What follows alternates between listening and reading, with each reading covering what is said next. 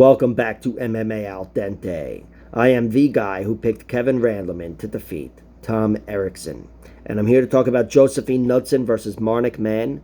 Mann is 6-1 as a pro, 30 years old, and she's given up 3 inches of height, but she has 4 inches of reach over 27-year-old Knuttson, who is 6-0 as a pro. Josefine Knuttson is a Muay Thai fighter, first and foremost, and she does have one TKO victory, but that's her only finish in her 6-0 record. She's got 5 decisions, which is why she wasn't signed to the UFC with her Contender Series victory 3 weeks ago, where she beat Isis Verbeek by decision. Of course, here she is 3 weeks later, and she's a bona fide UFC fighter, so you would see how important that was. But she hurt Isis Verbeek, hurt her early, and still wasn't able to put her away despite winning throughout.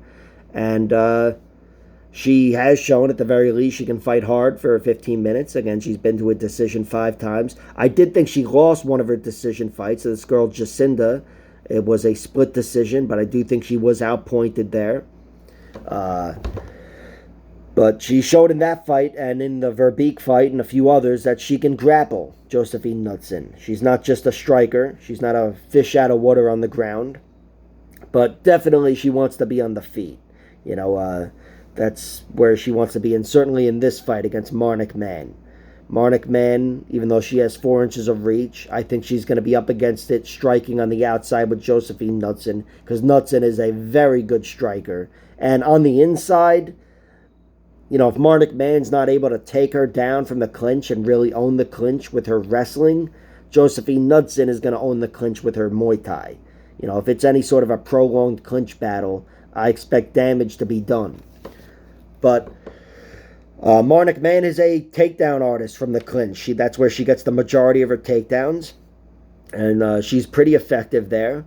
She's 6-1 as a pro, 3 TKO victories, 1 submission, and 2 decisions. She has 1 legit knockout. That's in her debut, though. Not against the best competition, but still, her left hand was there for her. She just steamrolled the girl pretty much. She's got 1 submission victory, as I said, that comes in the 3rd round against this girl, Pauline, I think, Macias. But she was being tossed around left and right early on, but her jiu-jitsu was there for her throughout. Kept herself safe positionally, and in the end, she outlasted and triangled the girl. So that was a cool victory. But her 1 loss comes to Bruna Brazil via head kick. It was a clean head kick, one of the highlights in Contender Series history, I'm sure. Got Brazil into the UFC. And that is the one fight when you look at... I know that's why the odds are the way they are, because Josefine Knuttson is clearly capable of duplicating that fight and following that blueprint. And I'll be honest, that's the most likely path. That's the most likely outcome of this fight. Not a head kick knockout, but her winning that type of fight. Knuttson's only got 1 finish. But Marnic Mann is still a gritty, grimy fighter. She kind of reminds me of Victoria Leonardo, and if she starts losing all of her fights via finish, which she's on path to do right now, then she will be Victoria Leonardo. But she fights like Leonardo, and she's short and whatever kind of too. But she's a scrappy girl. She beat this girl, Kelsey Arison. That's not the greatest fighter. She's got a 3-2 record, but it's a decent 3-2. I think she's kind of underrated. And Marnic Mann, again, her clinch takedowns were there for her. That was the story of her victory there. And she outlasted the girl, winning round 3 in that one. Again, clinch takedowns were there for her in her Amber Brown victory. I think Marnic Mann via takedowns, clinch takedowns, winning via decision or submission, it's not likely, but it's definitely worth betting on. I think it's definitely worth betting on here. I don't see any reason why she should be this big of an underdog. And I'm picking her to lose. I'm picking Knuttson to win. I think Knuttson should win, probably a decision or maybe even a TKO if Mann is just not that durable. And she finds herself really flustered on the outside like she was with Bruna Brazil in the end there.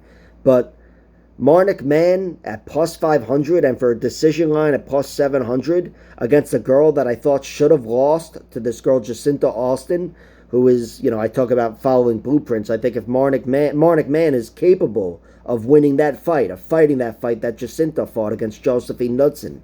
So they got the odds wrong here. I've sprinkled money on Marnic, Mann, her money line and decision, but it's just a few sprinkles because my pick for the fight is Josefine Knuttson. I think she should have the physicality advantage. She should own the clinch and definitely going to own the outside.